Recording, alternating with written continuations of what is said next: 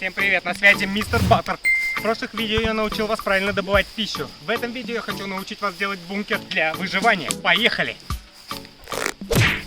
Строить мы будем в лесу, потому что в лесу очень много бесплатных строительных материалов, неограниченная территория и не надо платить налоги.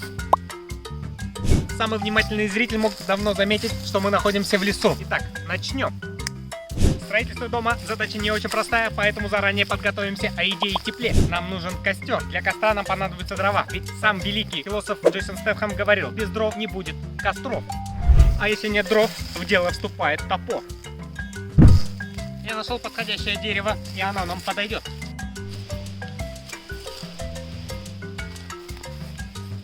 И так как вы видите, это дерево оказалось логовом муравьиных войск. Чтобы не портить гомеостаз природы, мы обратимся к ней. Нам повезло, и у нас рядом есть паук.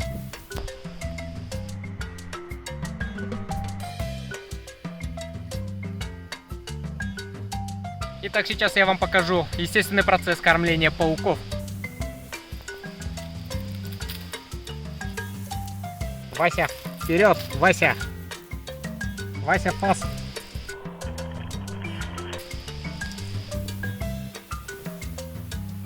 Вася, ты куда, друг? К сожалению, наш паучок Вася решил просто сбежать, но нам придется залезть на это дерево. Сейчас я покажу вам очень опасный трюк.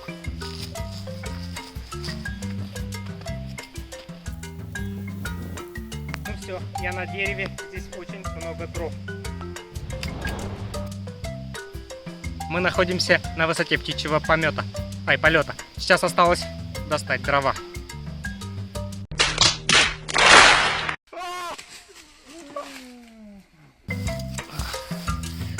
Я немного травмировался, но зато я достал дрова.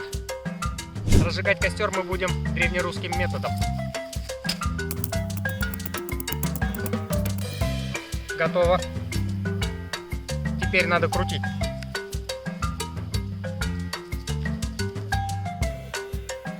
Огня еще нет, но скоро все получится.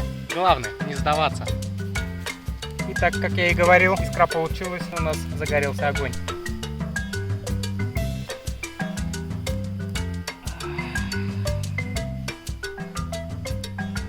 Итак, мы плотно позавтракали, теперь построим дом. Чтобы построить дом, нам понадобятся строительные материалы, ветки.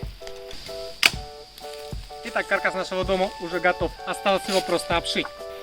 Чтобы влага не попадала в дом, нам понадобится подорожник. А чтобы дому было комфортно, обошьем его. Я, конечно, не строитель, но вот примерно что у меня получилось.